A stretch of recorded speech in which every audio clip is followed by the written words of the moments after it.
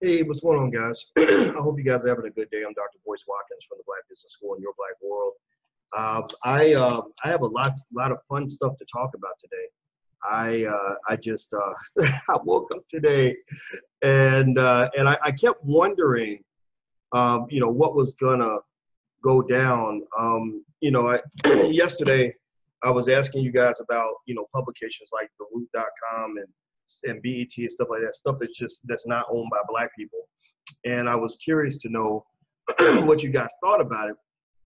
And part of the reason was because a little birdie did mention to me that that the Root was coming out with this hit piece where they were going to basically do, pretty much what white liberals pay coons to do, which is to go out and attack Black people who are trying to actually represent Black people.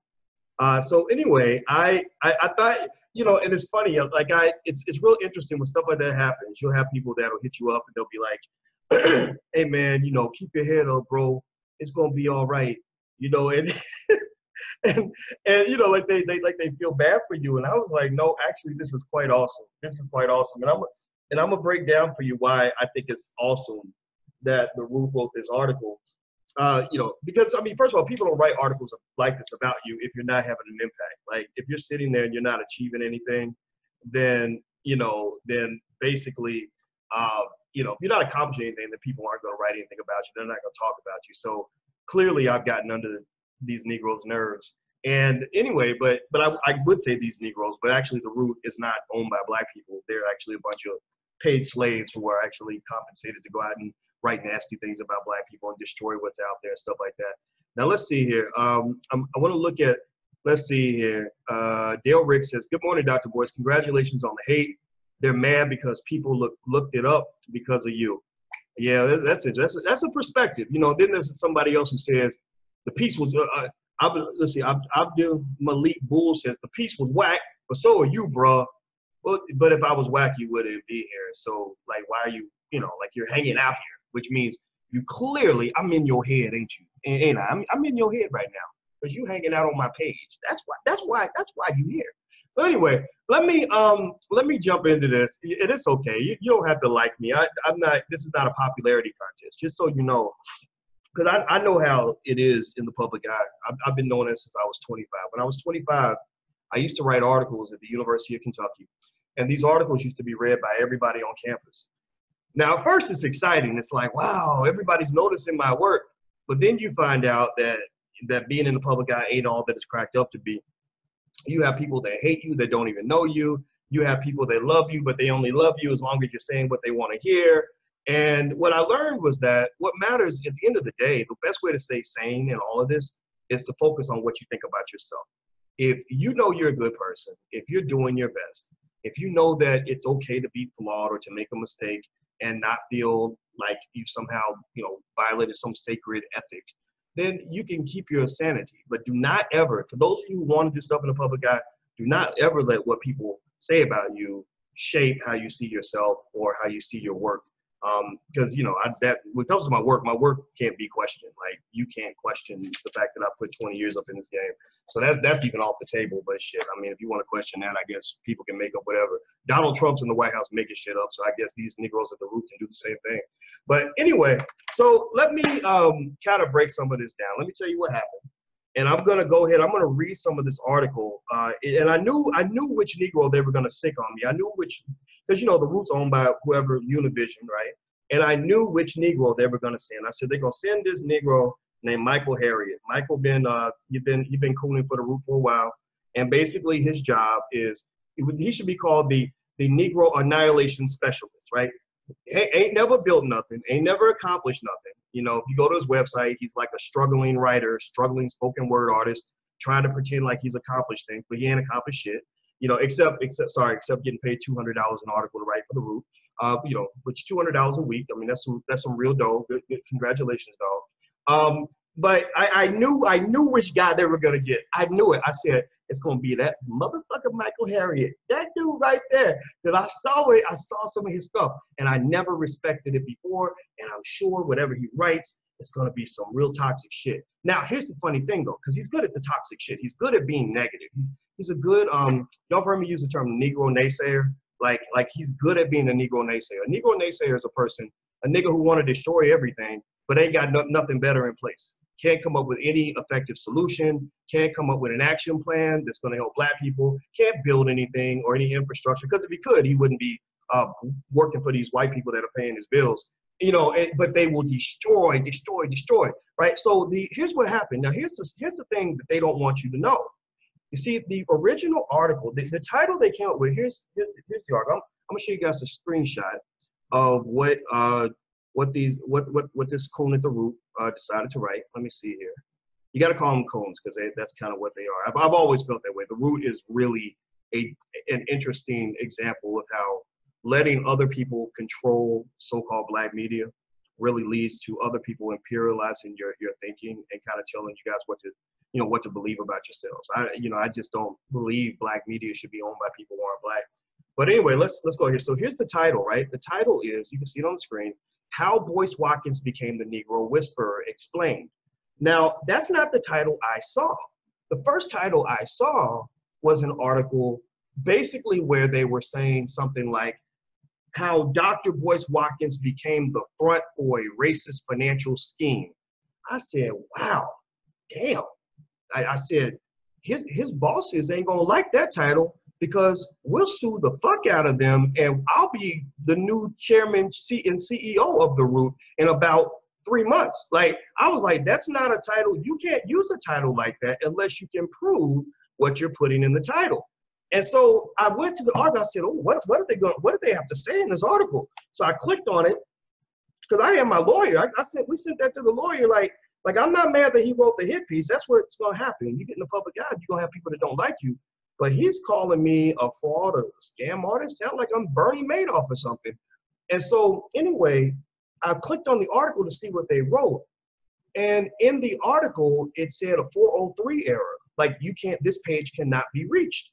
So I said, now that's interesting. Why would they put out the article and then take it back? Somebody behind him who's yanking the puppy's chain, because he's a dog on a leash, somebody pulled his leash back and said, whoa, boy, get your nigga ass back here trying to get us sued. Don't you do that. You can't put out an article like that with a title like that, boy. Bring your black ass back in here. What the fuck are you doing? And they reeled him back in. See, let me tell you a little secret.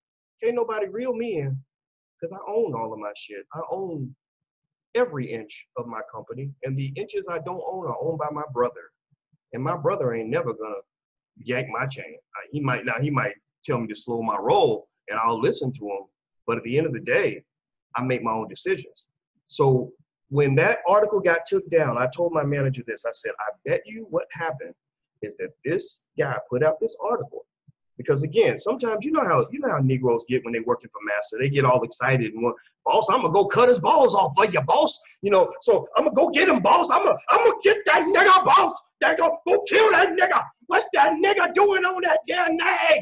So they get all pumped up, and the master's like, whoa, Samuel, come back here, get your Stephen. I think Stephen was named in Django. No, Stephen, no, calm down, Stephen. So he literally came after me like, I'm gonna get that nigga on that nag because I'm the nigga on the horse in his mind. Like, how's that nigga running a multi-million-dollar corporation on his own without white people's help? Because when I went to whatever white university I paid $200,000 to, they didn't teach me how to own my own shit. This nigga run around calling himself doctor. He even uses the word doctor as if I have a pretend doctor. No, my doctorate's real. I have a dissertation written at The Ohio State University that is signed off by 3 of the leading financial experts on the planet. So yeah, my dissertation is very real and my doctorate is very real.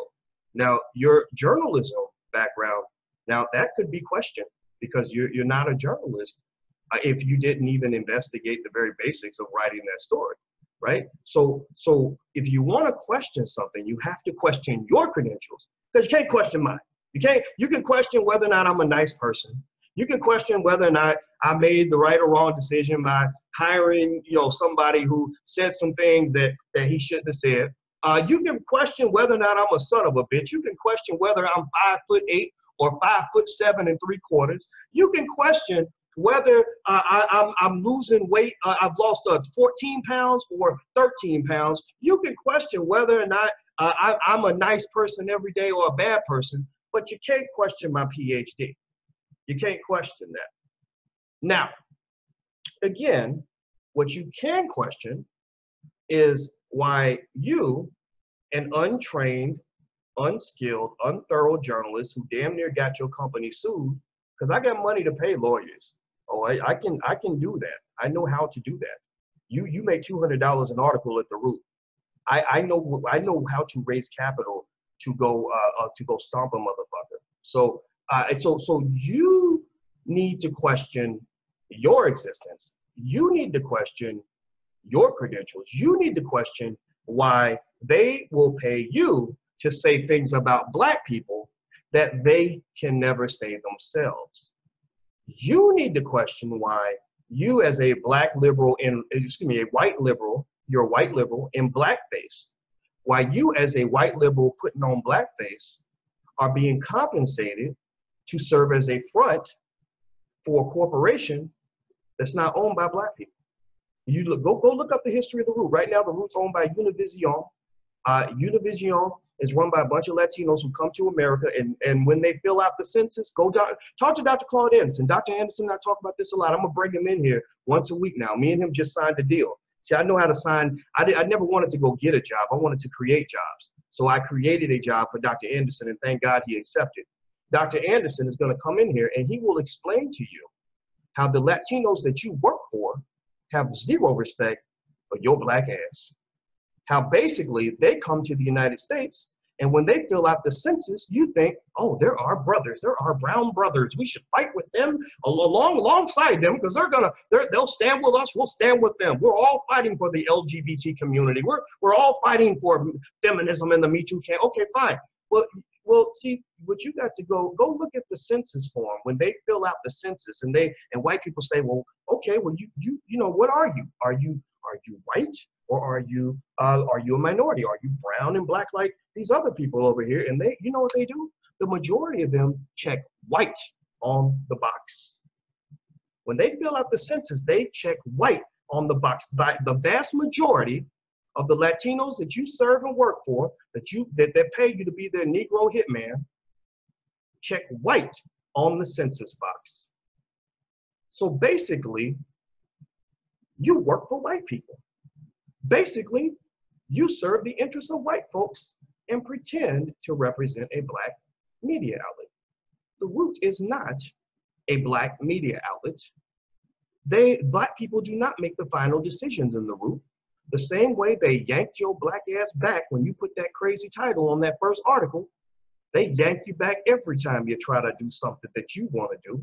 And they say, nah, boy, you're going to do what we tell you to do. And I'm gonna tell you this, here's the litmus test.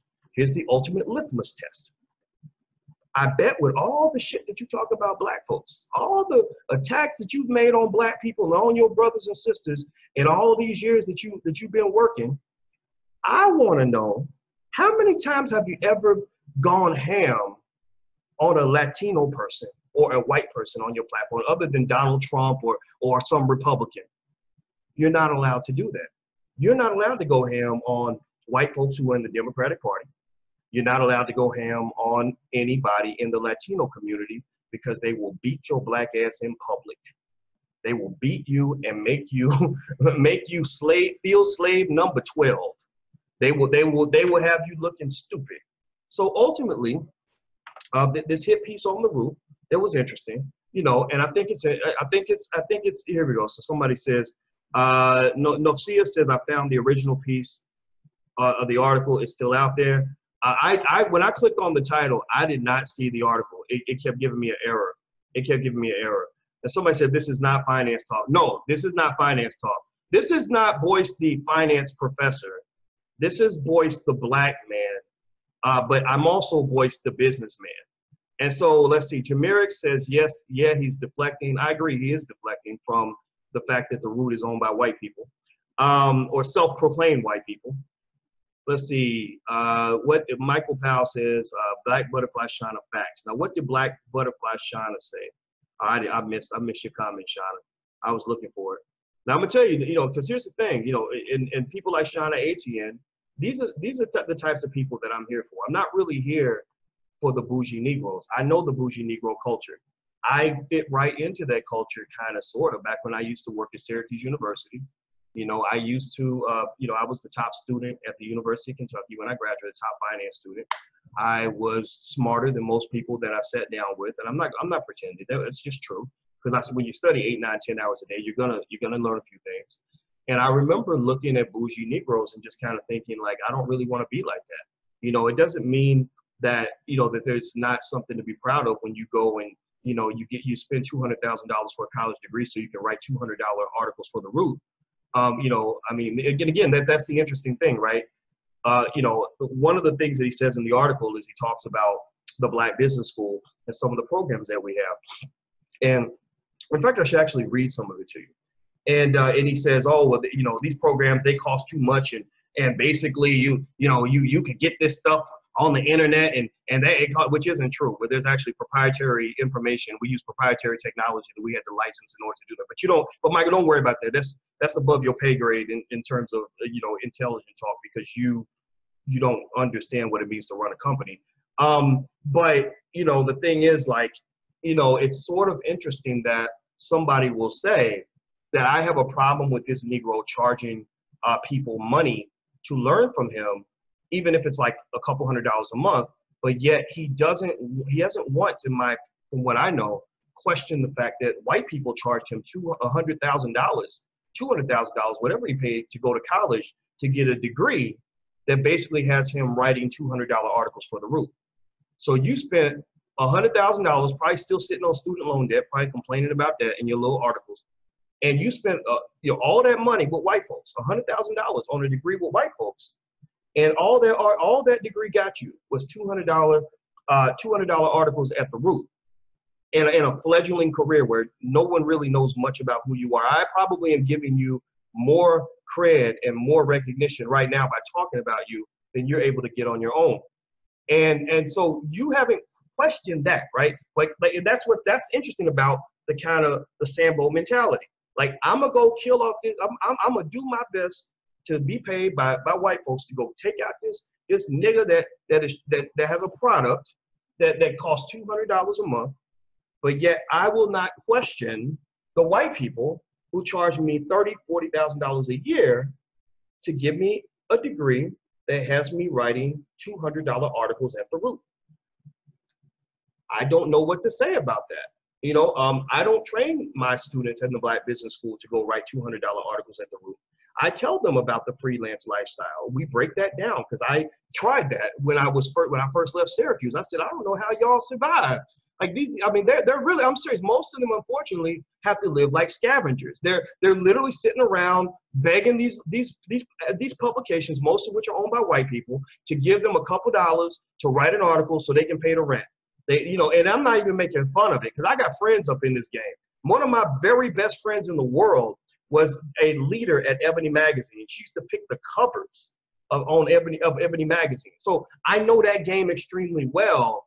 And I was like, I wouldn't want to be about that life. That's not a good life. So when I have students, we have a program called How to Make a Living as a Writer, literally taught by Dr. Tyra Selden, who has a real PhD, unlike Michael Harriet, who is, sort of ambiguous credentials. She has a real doctorate from the University of Rochester in literature, and she teaches people how to write a great book, and I teach them how to sell your book and how to build a platform just like I did, so that you ain't run around here begging companies, white-owned companies like the Root, to let you write a $200 article. And when my students ask me about that, like, how do I get opportunities as a freelancer? I tell them there ain't enough opportunities. Ain't enough of y'all scrapping, begging niggas out here. There's not enough space for all of y'all. I'm serious, and I'm not making fun of it. I'm not really making fun of it, and I didn't mean to use the N-word. I'm going to apologize for that, but I'm going to say that there's not enough opportunities. You have to know how to build a platform. And so for Black men, knowing how to build your own is literally the most important thing you can learn. For Black women, the same thing is true as well. We don't do that in the Black Business School. I teach them how to build businesses. That's what our faculty teaches people how to do, how to own assets, how to buy stock, how to buy real estate. Now, again, first of all, the program that he's making reference to in the article is the Digital Underground program. That's our highest cost program, like one of our premium programs. But again, that's because we had to license proprietary technology and pay some of the best cryptocurrency experts in the world. Lamar Wilson, a black man, has probably made about $70,000 in the last few months working with the Black Business School. And that makes me proud to know that we pay people at that level, because it shows that we built an economic engine that is creating opportunities for lots and lots of black folks. And so what occurs is that you have people that don't understand business that, you know, are sitting there working for some white person that says, oh, go get this nigga, go take him out. And they don't even stop to even try to ask a question. You know, I will say this. One of the things that I think a Michael Harriot should have done is, if you were a real journalist, which he's not. Look at his background. I don't think he has any sort of real journalism credentials. They like for black people to be comic relief. So he kind of comes in and likes to say really funny things about black people. Well, funny but kind of serious at the same time. And the thing is that if you were really doing journalistic work, you would have talked to me. I mean, my mouth is not shut. It's not like it's hard for the Root to get in touch with me. If they wanted to talk to me, they could have talked to me. And I would have said, if you really want to, I would have said to them this. I would have said, look, if you really want to tell the truth, then that's wonderful. We can talk about it. I will let you know everything you want to know about the Black Business School. We have a 97% customer satisfaction rating, which exceeds that of the greatest companies in America. Customer service is our #1 priority. We ran another scale. My brother, he went to Cornell University, so he runs all these fancy indices to determine if our customers are happy or not. Our customer rating matched some of the best companies in America, like Apple, Southwest, etc. That's a fact, Jack. And so at the end of the day, if you want, now here's the thing though. Now, if someone's running a scam, or someone's doing something that's fake or shady or whatever, then you can ask, then you would have tens of thousands of former customers like Trump University. They'd be like, oh, I put money over there and I didn't get what I wanted. I put money in there and he ripped me off and nobody ever called me back. Go find people who can say that about the Black Business School. Anybody who's in this thread right now, if you're in the Black Business School, I want you to just rep your flag right quick. Say something real quick and tell people about your experience. Please, I need your help. Because y'all know when the coons come attacking, they got the white man's guns behind them. They ain't got no gun, because coons, they don't know how to use weapons or create them, but they know how to take a weapon that's been handed to them by the white man to try to come out and boom, boom, boom, boom, boom. What's that nigga doing on that damn thing? Like, that's what they know how to do. So if you are a student in the Black Business School, I would like for you to just tell the truth. Tell the truth. See, because people like this, they don't like truth. They like spin. They like innuendo. They like living off of racial stereotypes that basically say, if you're a black man and you running a successful company, then you must be a motherfucking fraud. You got to be a scam, because you know can't none of us get by without going to work for massa. That's really what they believe. That's the racism of the Root. That's the racism. You put blackness in a box, and then you sell that shit, and then all those profits go right back to Univision, run by a bunch of Latinos who checked the white box on the census form. So at the end of the day, I'm laying down the gauntlet and saying to you, if you have something that you can show that proves that we're just making this shit up, that you can't make up a 97% customer satisfaction rating. Go survey our customers right now. We'll let you into the house. We got 57,000 students, and we are giving them something better than what they got in college, and we're giving it to them at damn near free. A large percent of our students paid less than $100 a month. But y'all Negroes who pay $200,000, y'all need to go get mad at those white folks who charge you 200 grand for a degree, where all you can do with that degree is go write $200 articles at the Root.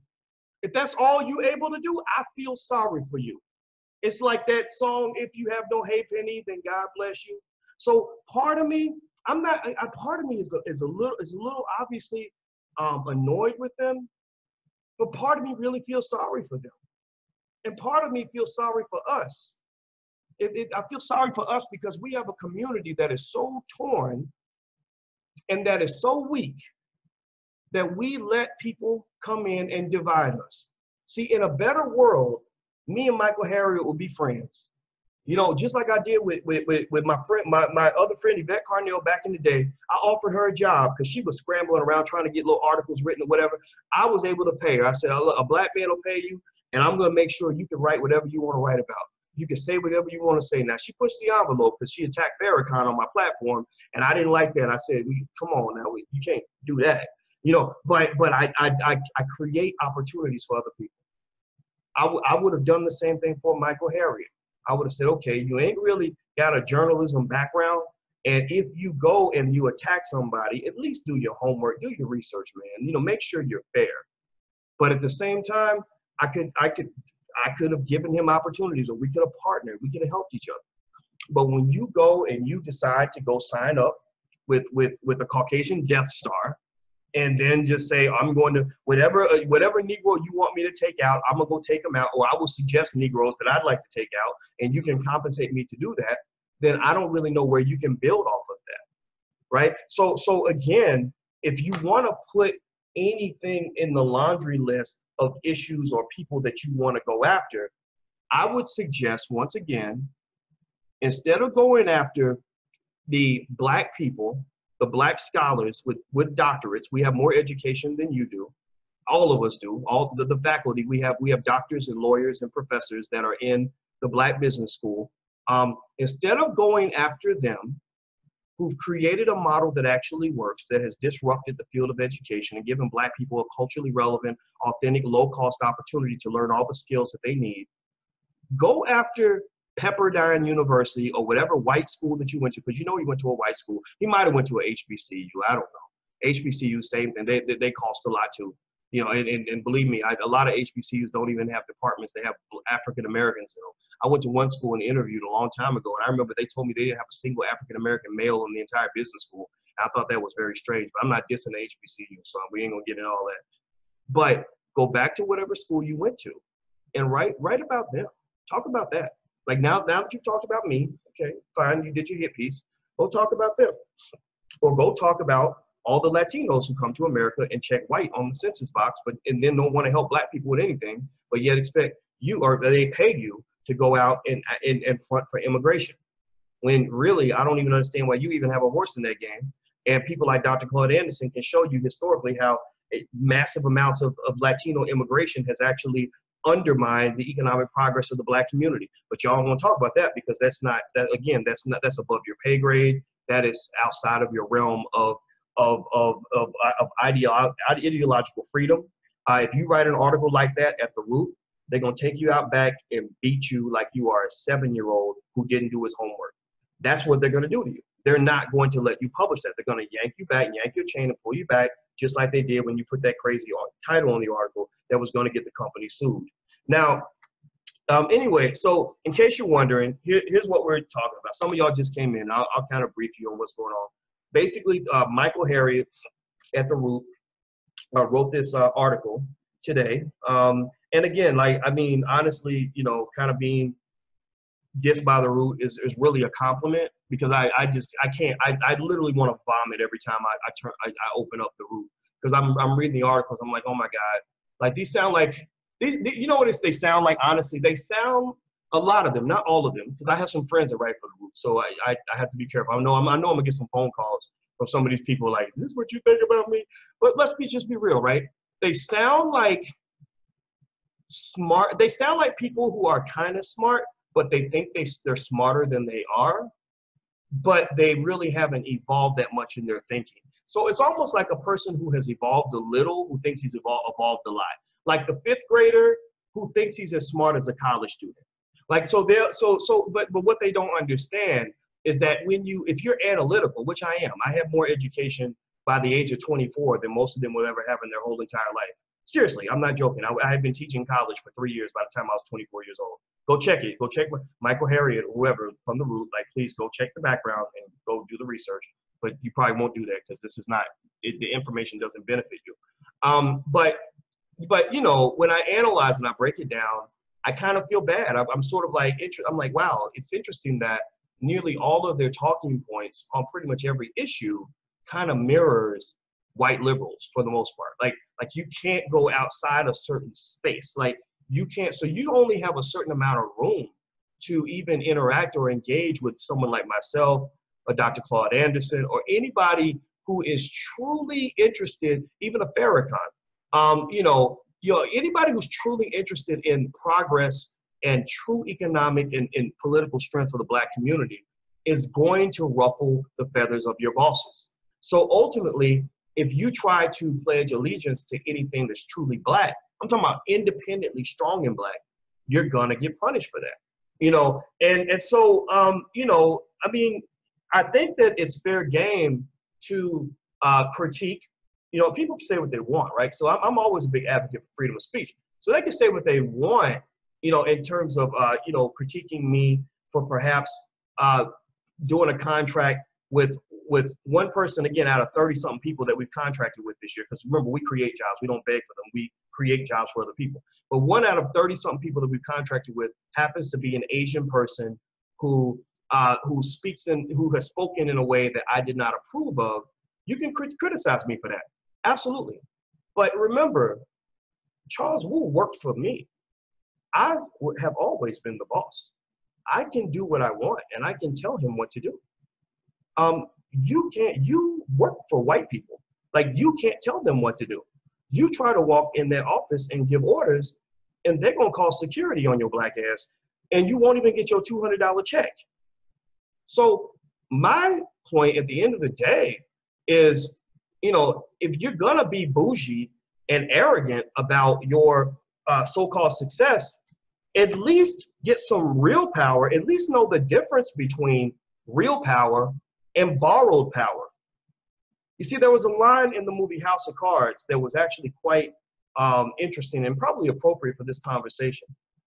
There was one point where the guy who played the president, Kevin Spacey, back before they hung his ass over the Me Too stuff. I'm sure people at the Root were happy about that because whatever white liberals tell them to be excited about, that's what they get into.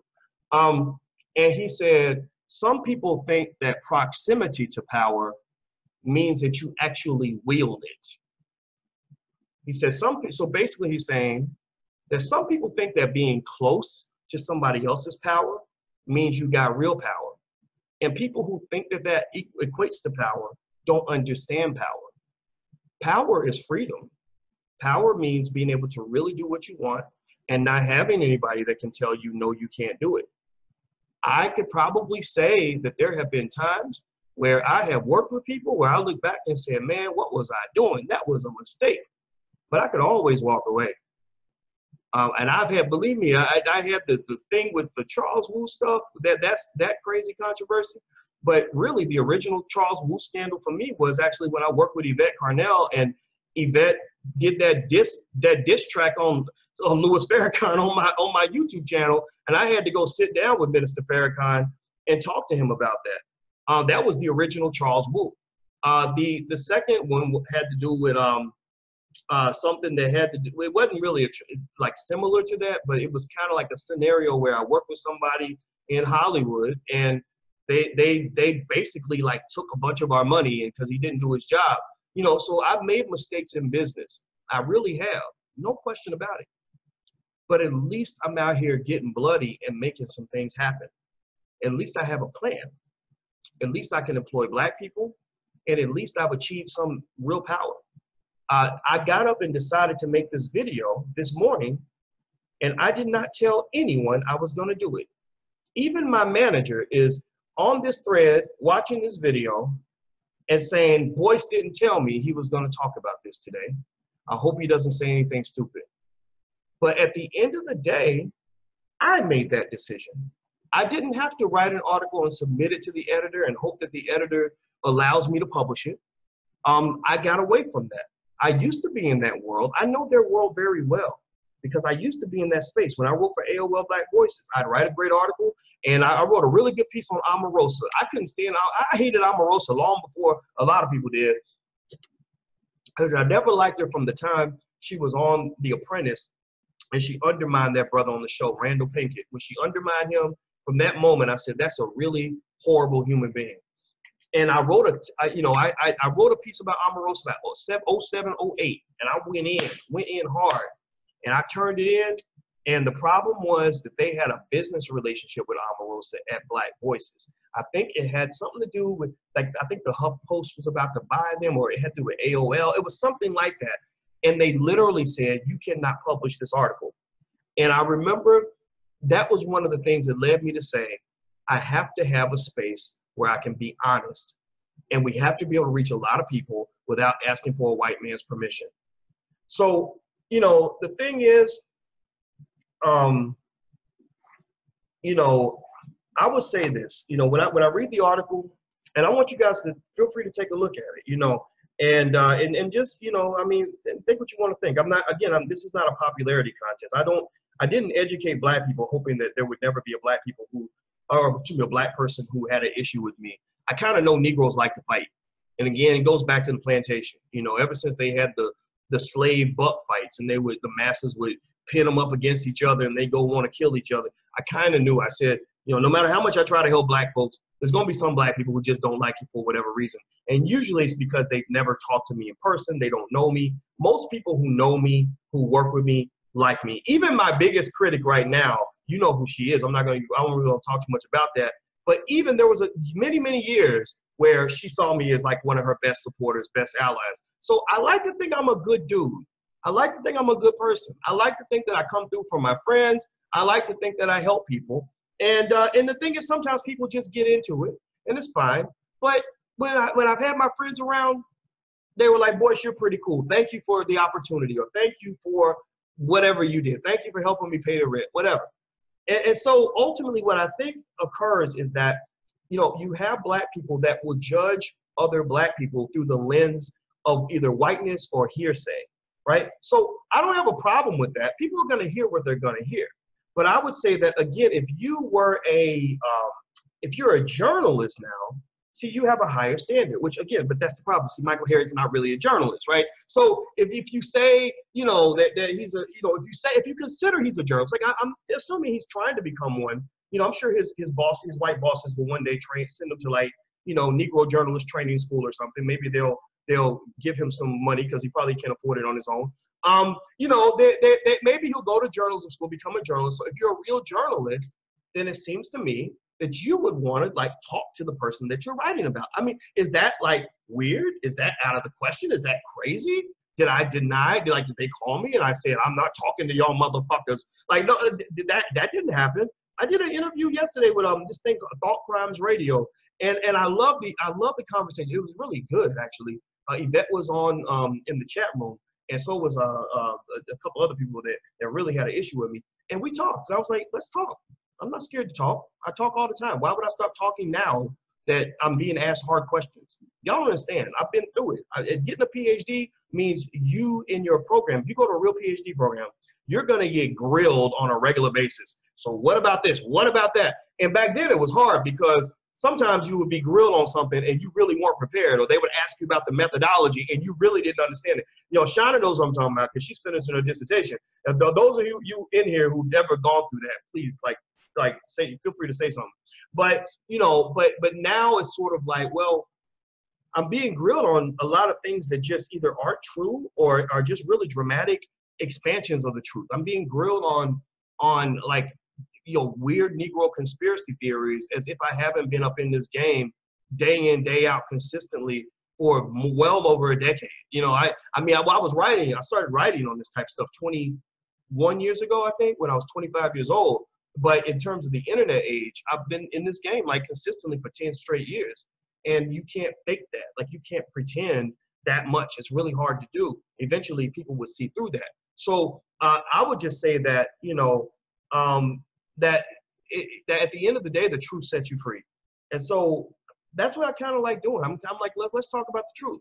So again, you know, so in this article on The Root, which the title is How Boyce Watkins Became the Negro Whisperer Explained. And I was like, oh, I'm a Negro whisperer?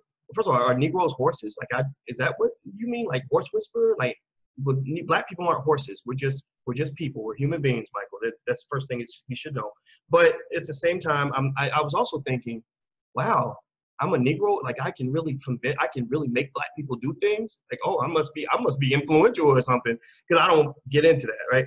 In fact, my old manager used to say, she would be like, I think we had met with Jesse Jackson that day, and she said, you're the only person who doesn't understand how important you are. And it's 4 years later, but now I'm thinking like, maybe she was right. Maybe I am important. I don't know. But I don't think of it that way, because the thing is, all this shit is fickle. All this shit ain't real. You know, the same way you become well-known and well-respected, you can be like tarred and feathered and go into oblivion the next day.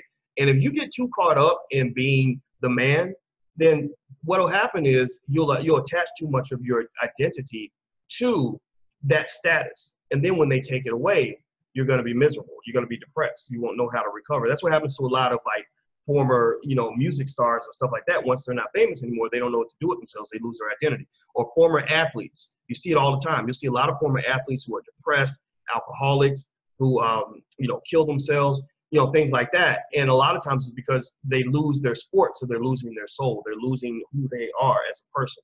So basically, I never wanted to be that guy. So in my mind, what makes me proud as a human being is that I know that every day I get up and I grind. Every day I get up and I'm like, come on, let's do this. Let's make this happen. Every day of my life is like a Rocky movie. And I love the fight, because the fight always makes you stronger. What makes me proud also, I think I come through for my relatives and family, friends and family, and the people I love, and the people who support me. When I meet you guys, when I'm out on the road, I go to different countries and I see you guys on the street, I give you a hug because I need that hug as much as you do. And I feel like I'm meeting a relative. When I was in Heathrow Airport, I was having a hard time. Y'all remember in Heathrow when they jacked me up and kept me in the holding cell for 10 hours straight for whatever? And so I'm in Heathrow Airport trying to get out of the country. I couldn't get I had to get my passport back. They took my passport. And so I'm trying to get out of the country. One white person told me to do something, then they sent me to another person. And I'm confused, and I'm trying to explain to this lady what's going on. There's a black woman in London right next to the white woman. And she overhears everything, and she says, don't worry, Ann, I'll take this. I'll deal with this. And I come over and I say, thank you for your help.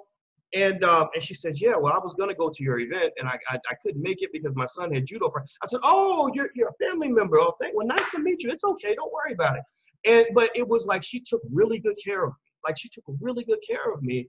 And in a situation where I was like a little frazzled because of what was going on. And then when it came time for me to go to the other place I needed to go to, she handed me off to another sister who took me, this is all in London now, who took me across the airport to the other place I needed to go. And you know what it made me think about? It reminded me of when I grew up and the black women in my life that always held it down for me, that always protected me. And I'm gonna stop before I start getting all emotional about it. But the women that just always kind of looked out for me as a kid, between my mama, my grandmother, my great grandmother, like I have that picture up on my page. Actually, you can see where it's me and my grandmother, my great grandmother, and I'm a little baby. And it made me think about that. It makes me think about my life now when I think about my daughter, my woman, my mother, my late grandmother who just passed, but it's like she's still here. And so anyway, it's kind of, so when I see that, it touches me. And if you want to know the things that kind of keep me going and let me know that there are rewards to trying to be a good person, it's when I see stuff like that, right? So trying to be helpful and trying to be a good person in a world where you usually get punished for being a good person, because I've had people take advantage, I've had people steal money, I've had people do horrible things to me because of that. It's like, to me, I learned what strength really is. Strength is not when you build a wall around yourself because you don't want anybody to hurt you. Strength is when you can still be vulnerable, still be open, knowing that, 1 out of every 5 or 6 people or every 10 people might try to do something they shouldn't do. And now you have to protect yourself. Like the reason I hired my manager actually is because my manager isn't like me. My manager is the person that says, you're being too nice. No, fuck no, Boyce ain't doing that. And I like that. I like having that in my space too, because sometimes you need that. But at the same time, it's like, you should never stop being a good person. Like, and, especially when you're talking about dealing with black folks. Black people we're traumatized, we're enslaved, we're controlled. You know, we got white people that we work for who pay us to go take out and destroy other black people. And so dealing, you know, working in the space with just black people is really, really hard. You know, because the thing is that it's not so much people will say, you're, you know, what you're doing is good. You know, but here you kind of messed up. A lot of times people will say, here you messed up, so we're going to annihilate the other, you know, 9,000 things that you already did. And, you know, and I don't think that is the way to kind of think about stuff. But then again, who am I? I can't tell anybody what to think. One of the things I was thinking about as well is, actually, you know what? I'm going to go down and look at some of your comments about this. Like, so I don't know if you read the article or not, but you should read it. You should read the article. Let's see. Gerald says, so you messed up. I mess up all the time, Gerald. I mess up pretty much once a week, at least. Maybe 10 times a week. I don't know. Depends on how you look at it. Sir, you are smart to entertain the nonsense, or too smart. I don't think I'm too smart to entertain the nonsense, because actually, I mean, you know, The Root is a publication that, for whatever reason, a lot of people read it. And again, I thought, I mean, if you're really talking about from a business standpoint, you always benefit when your enemies are talking about you. I mean, you do.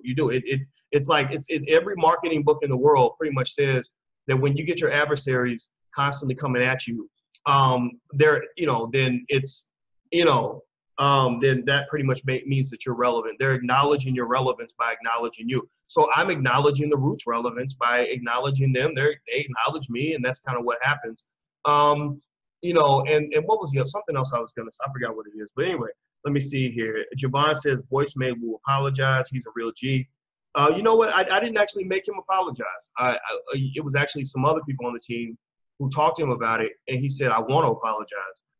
But, at the same time, Charles is one of 30-something people that we've worked with this year. So it's kind of like, if one person, it's almost like when I was at Syracuse University, there was a similar scenario at Syracuse. Go look it up. It happened in 2007. Bill O'Reilly kind of attacked me in a similar sort of way, right? Because I basically said some stuff about him, and he went pretty hard, and they ambushed the chancellor of Syracuse and basically said, what are you going to do about this racist Boyce Watkins on your campus? And so she was in a tough spot because there were a lot of her wealthy donors calling in and saying, you need to fire that nigga, get rid of that nigga, make that nigga apologize, whatever. And she had people that were right there on campus who were like, this guy's a liability. We need to get rid of him, because I wasn't going to back down from what I said. I think he said something about Michelle Obama, and I was just like, you can't say that about a black woman. Like, he said something about lynching Michelle Obama, and I didn't think that was a joke. So basically, it kind of came down to where, out of all the hundreds and hundreds of faculty that were on that campus, everybody was asking her about me, one person. So now I kind of understand a little bit better what she was dealing with, because I have a lot of people that I'm accountable to other than Charles Wu. Like, there are a lot of people on our team, and Charles isn't really even a member of the team. He runs his own company. He was a contractor that we worked with. So it's kind of weird. Like, when people keep asking, where's Charles Wu, or Charles Wu this, Charles Wu that, I'm kind of, and I think somebody said, well, Charles Wu actually runs the Black Business School. And I thought that was weird. That's just not true, right? But how do you convince somebody that it's not true, other than to say, well, no, I own my company, because you can't spend this much time talking about Black ownership if you don't actually own what you have, right? And so the other thing that's interesting about this article Michael Harriot wrote at The Root, the company owned by white people, or Latinos who check the white box on the census form. Basically what was interesting was he kept talking about the fact that the Black Business School is all white, all black, all black, all black. He said, make sure you remember that point. Make sure you remember that point. It's all black. So then that's when he's going to bring in, like, oh, but look, they got this Asian over here, right? And I find that really interesting, that I'm like, well, do you expect us to completely discriminate in our hiring, in our admission? Like, should we make an announcement that says, if you're not Black, you can't come to the Black Business School? Would you like for me to discriminate? Is that what the Root advocates for? No, of course not, right? All they have is a bunch of Negroes that are hired by the Latinos who check white on the Caucasian on the census form. All they have is a bunch of Negroes who work for this white-owned company who are complaining about discrimination. You're constantly complaining about the fact that these white companies get mad, or they have employees and customers that get mad when you're the only nigga in your department, but yet you are sitting here criticizing a strong Black business because we work with one Asian guy. Like, that's insanity. That's weird to me, right? So so I think that you kind of have to look at the sheer lunacy of all of that. It doesn't even make any sense.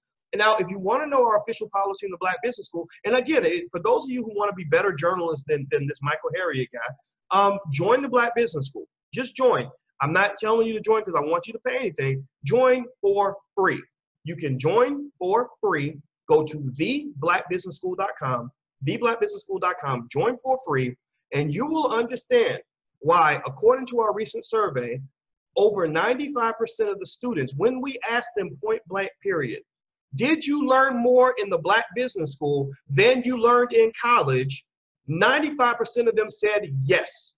95% of our students feel that they learn more from us for damn near free than they learned in college, where they went to that white university that charged them $200,000 a year to give them a degree that will help them go write $200 articles for the Root. So, but then that gets into a deeper question, right? Why do I even have to justify it at that level anyway? Why do I even have to somehow make our prices so low that we have to have trouble paying our Black employees because there are Black people who have some sort of issue with the idea of a Black business charging a fair price that is literally a fraction of what white people have charged you for the exact same product, except it was inferior. Inferior. Think about this.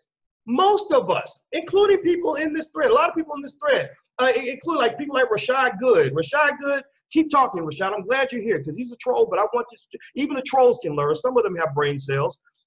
Here's the thing. Even people like Rashad Good, who will complain and say, oh, y'all scamming niggas because y'all charge $89 for a class. That same guy probably went to Pepperdine State University and paid, and the master said it's going to be $29,247.18. And he said, yes, boss, I'll sign. Yes, boss. And then he charged you that every single year, and then hands you this piece of paper and says, here you go, use a smart Negro, you're a credit to your race. And you took that degree and you went to go try to work for some other white man that you're hoping will acknowledge your degree from Pepperdine State University. And the white guy says, no, you have the degree, but you're still a nigger. So we're not really gonna hire any Black people. Or if we hire you, we're going to lace your experience with painful anecdotes and nothing more than a series of infinite microaggressions so you can go over and write $200 at the Root complaining about how hard it is to be Black and working for white people because that's all you know how to do. You should have got with somebody in your community. This is the white man talking to you. He would probably say, if he was telling you the truth, that you should have got with somebody in your community who could teach you what my father taught me, which is that ain't nobody outside of your community gonna take care of you. You might be able to get a job with Univision writing $200 articles for the Root, but they ain't really gonna love you like I'm gonna love you. So what you need to do is learn how to build your own, son, so that you can walk around with pride, so you don't have to go around begging other people to give you an opportunity. You see, people at the Root are very, very good at writing articles about how they can't get no opportunities, how hard it is to be Black, about all the little aggressions that hurt your feelings, about how we can convince white people to believe that Black Lives Matter, but they know nothing about obtaining true and authentic and relevant Black power. None of that. They know nothing about that. They only know how to bitch on Twitter about how hard it is to be Black. I wanted to sit next to white people, and I went to UCLA, and I know that they don't like Black people, and I told them that Black Lives Matter, and they just said, well, all lives matter, and it just is so hard. Man, get the hell up out of here, Joe weak ass. Seriously. I'm tired of weak Black people. I just can't, I just don't have patience for it. I'm sorry. I have no patience for it. Seriously. If you don't like something, again, maybe it's because I was raised by a real man. Michael Harriet wrote for that site, Very Smart Brothers, which is pretty much like Very Gay Brothers. It's kind of a very gay website. But, you know, he wrote for Very Smart Brothers, and I don't think most of those brothers were raised by strong Black men. And the reason I will never gel with that is, number one, I'm not the same age they are, but a little bit older. You know, some people I have OG status. For them, maybe I have the status where they're like, oh, we're not gonna listen to guys like that. Whatever, I don't care. But the other thing too is I was raised by a real man. My daddy was a real motherfucking man. My daddy was a Vietnam vet who will cuss you out in a minute, who has killed people, who overcame a heroin addiction at the age of 18, not because he went to the clinic and did methadone and got free needles like they're giving white people now. He got over it because he realized that if he wanted to be a strong man, he needed to kick that shit. He needed to walk away from drugs and all that stuff. My father is the kind of man who will tell me that if you in a situation and you ain't being respected, and if all you know how to do is cry or go write $200 articles at the Root over how much they hurt your feelings, if that's all you can do is whine about your situation, then you ain't never gonna get no respect from nobody. You ain't never gonna get acknowledged by nobody. You will always get the scraps and the crumbs that are left over after your oppressor or your bully decides that they've had their way with you. After they've used you up, after Univision has said, well, we paid you for 10 $200 articles, now we found a new nigga next year, like E40 used to say in his song. Remember that song? E40 had a song called They'll Find a New Nigga Next Year. Well, Univision, same thing. When all these Root Negroes get done writing their little $200 articles, they'll find a new nigga next year. And you won't be the hot nigga online no more because you don't own nothing. That's the truth. So, because I'm going to tell you what, I dare you to go write a nasty article about somebody in the Latino community that's respected. I dare you. I dare you, because you can go take out black, respected black people, again, with shady, shoddy journalism all you want, and they're going to prove all of that.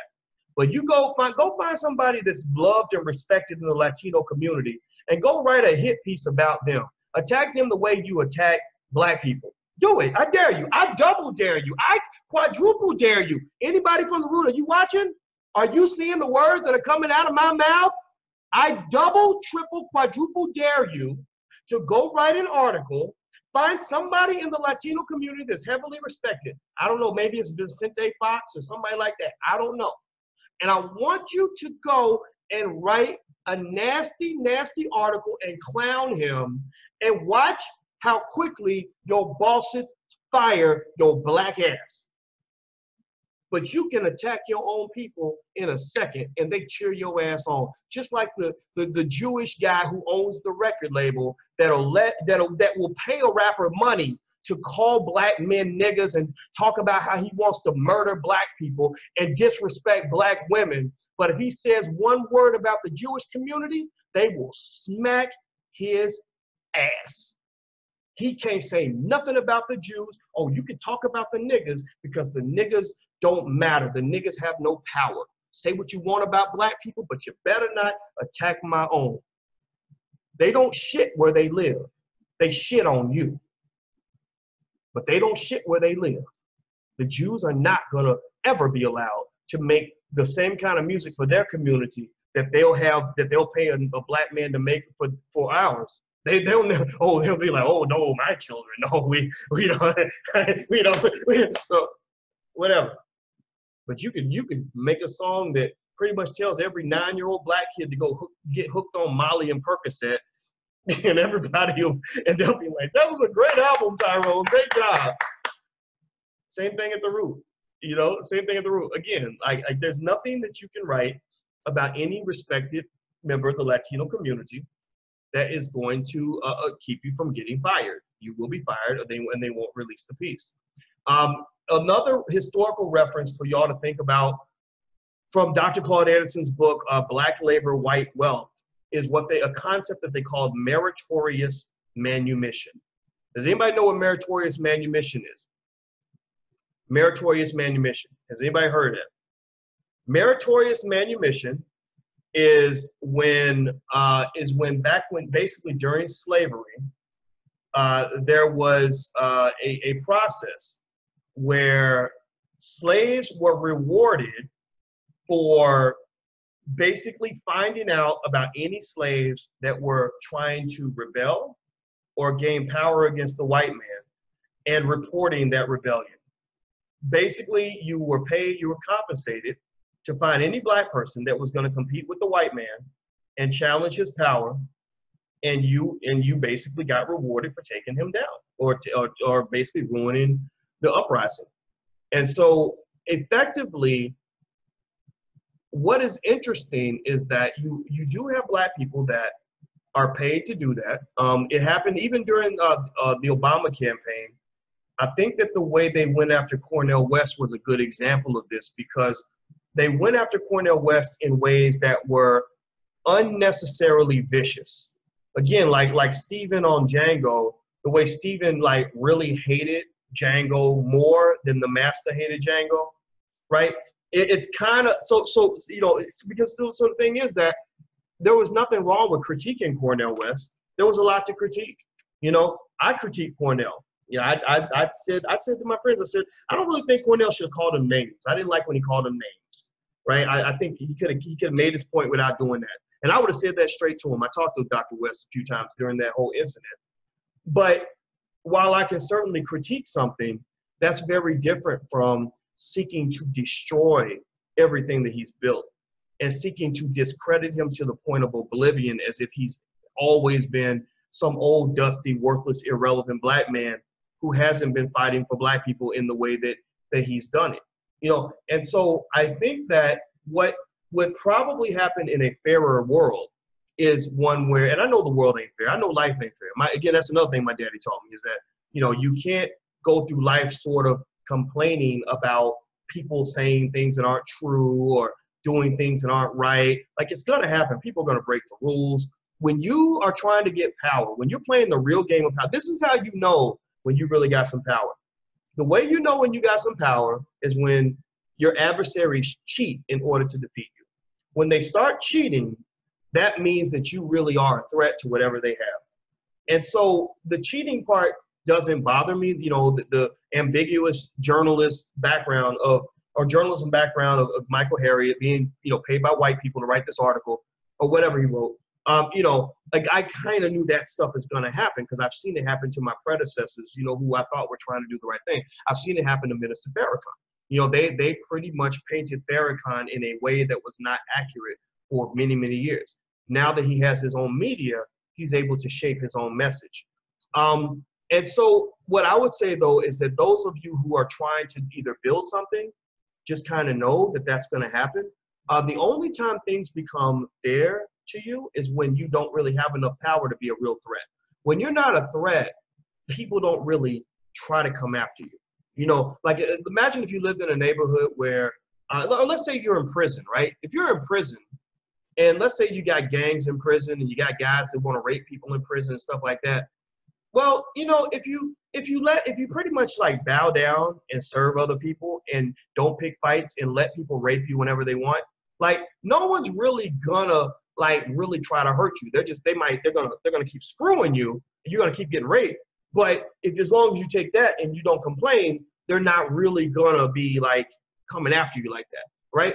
But if you stand up for yourself and you truly, you know, position yourself as a real competitor, as a real adversary, then they will do whatever underhanded thing they can do to take you out and probably even try to kill you, right? So ultimately, the reason that you survive in this country, the reason black folks think the way they do, the reason that you don't have us really standing up against white supremacy in an authentic way, because again, if you're one of the people getting paid $200 to write articles for The Root, then, you know, you would be standing up against the racism in the Democratic Party. You will be standing up against the racism in the immigrant community. You will be standing up for issues in the black community that are not embraced by mainstream white liberals. You will be sort of broad in your blackness. They can't really be broad. They kind of have a certain space. They've been ghettoized. So they have a space where they can be really black. Like, they can talk about how great the Black Panther movie is. The Black Panther is the blackest, boldest movie that, you know, like, they can do that, like, because that's not threatening.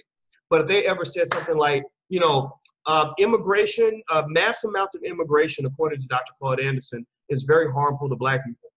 They can't write an article like that. That's not going to be allowed. You know, because ultimately at the end of the day, you're going to be, what's the word? You're going to be, everything you do has to be signed off on before it's allowed to be released to the public. So So, I will say that, when I kind of look at the history of the root, I kind of see a company. It was started by Henry Louis Gates, but who actually, I mean, he's not a bad dude, but he's kind of, he's an establishment guy, and he's kind of done some stuff that can be questioned. I'll just say that, but I'm not going to go into that.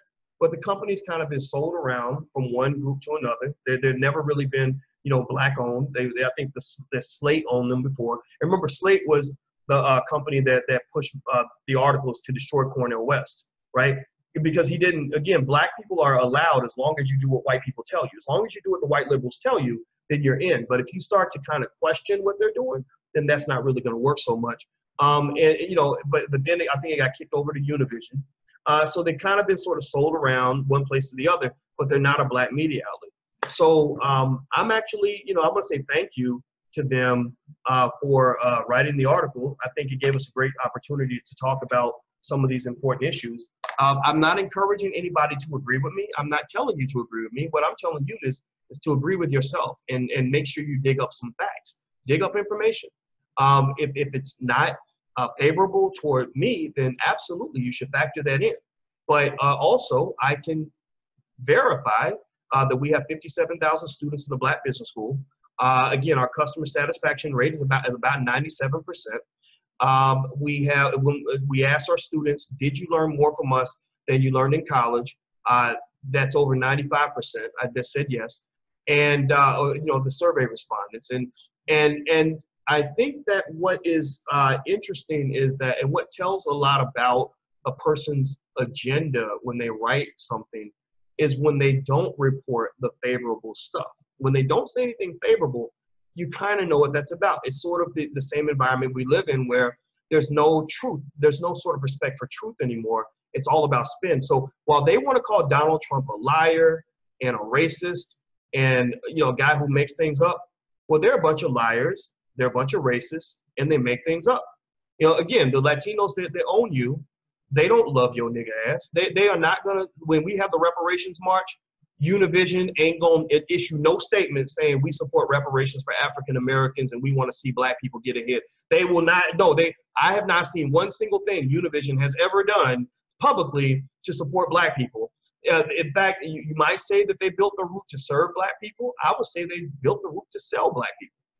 So they package you up with all their other media outlets that they own, and they go to these big white corporations and try to get money.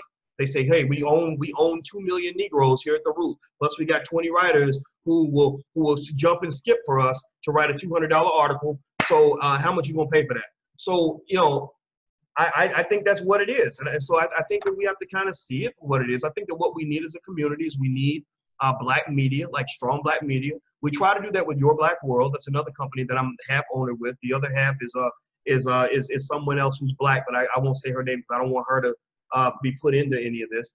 And we also, support black journalists like Deshaun Farad and others.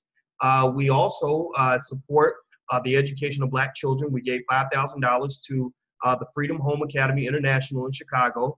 At teachourownchildren.com, we pulled together a database of all of the African-centered schools across the country so that black people can send their children to be educated at African-centered schools if they choose to. The Root is not going to talk about this kind of stuff because they have a huge amount of disrespect for the black conscious community. They think the black conscious community is a joke. They think that they basically think that black people who are in the conscious community are idiots and dusty hoteppers. And I think they use terms like, I forgot, kente cloth economics. And I forgot what he said, something stupid like that, where he was basically taking that which is that people are trying to do that's very serious and kind of making it into a joke.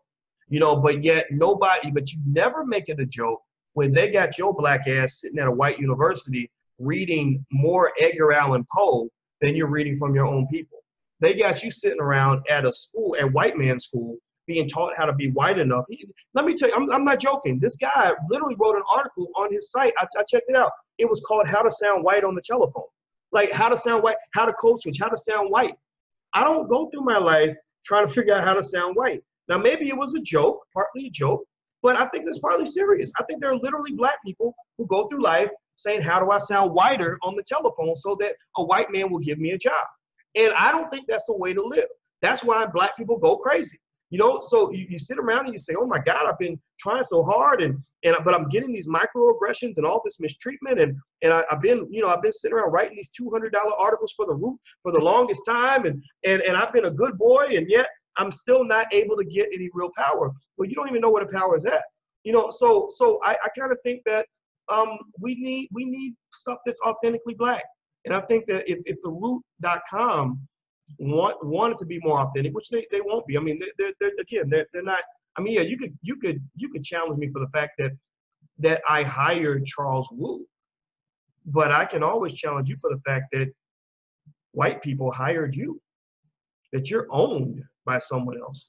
At least I can say I tell Charles what to do. If I call Charles up and say, "Don't do this," he's not going to do it. If I say to Charles, "Hey, I need this over here done differently," he would do that for me, no question, because I'm the boss. You're not the boss. You're not even the boss of your own apartment. Like, I don't know what, so I speak a different language from you, period. You know, and so that's it. I'm gonna answer a couple of your questions. Now, somebody said, is Charles Wu-Tang still on your staff? If you wanna see Charles Wu, if you wanna see him every day, you can go see him right now. Go to the Digital Underground. Charles, we asked the people in the Digital Underground, what do you think about Charles? You know, how do you want us to deal with this? Because it was a weird situation, because I was thinking about it and I said, it's interesting. It's kind of like being the only black person, because Charles was the only Asian person that we worked with. And I said, it's kind of like if you're the only black person and your boss catches you on the internet saying something about the company or about him that people consider to be less than respectful. Right? And all the white people are saying, fire him, fire him, fire him.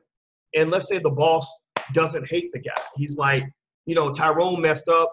Tyrone, what he said was kind of, you know, it was inarticulate. Tyrone has been disciplined.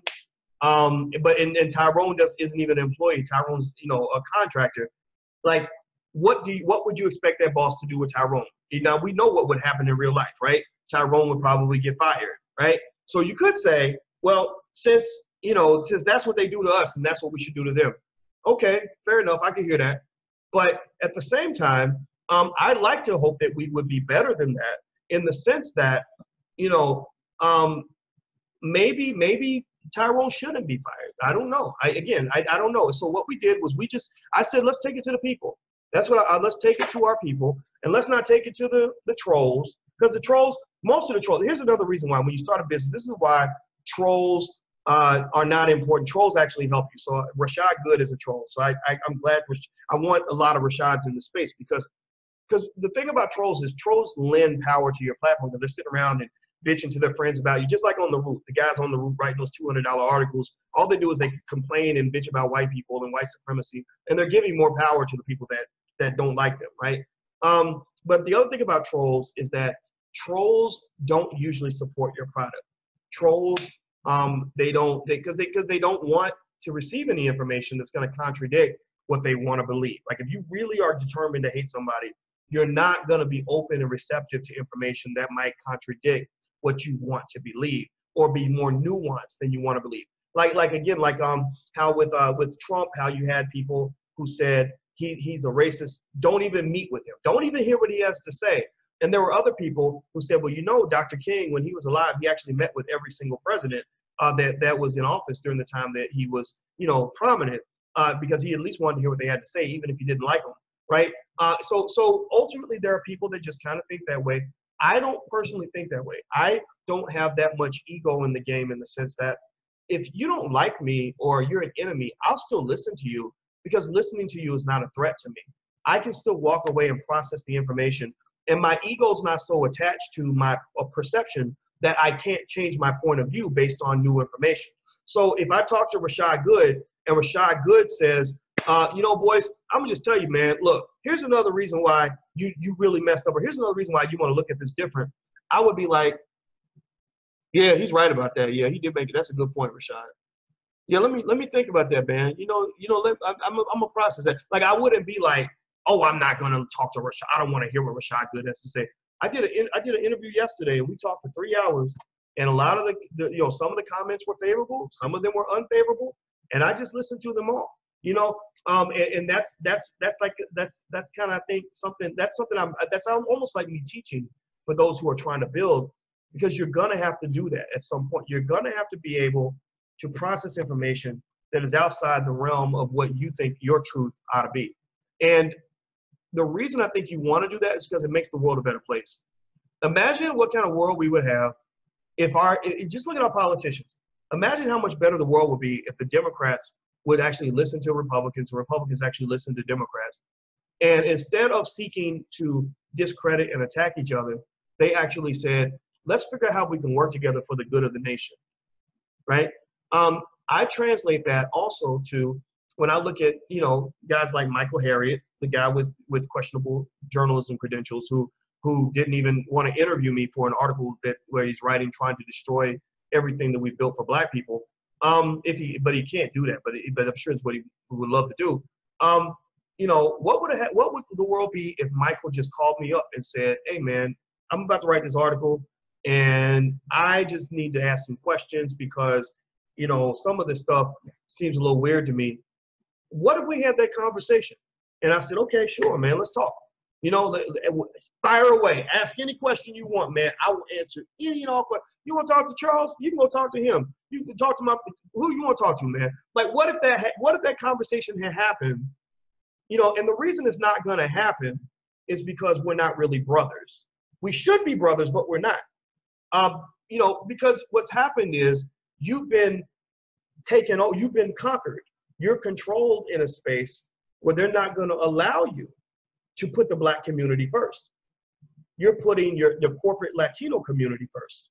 That's where you live. So our interests become dissected.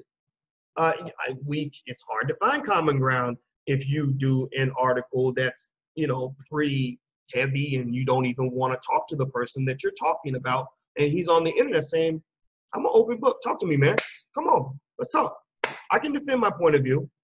So, you know, I kind of think that's what's kind of unfortunate. You know, I kind of think the Black community would be better if we found ways to connect and communicate. Because you can get on me for being petty. I ain't gonna lie. Some people are like, "Boyce, why you get petty sometimes?" Sometimes being petty is actually kind of funny. Let's just be real. I'm not trying to be a guru on a mountain. I don't really want to.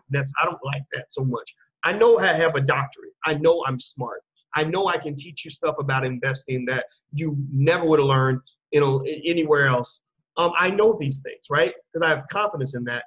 I don't need to carry myself put a crown on my head in order to convince you of that. So because at the end of the day, I'm still human.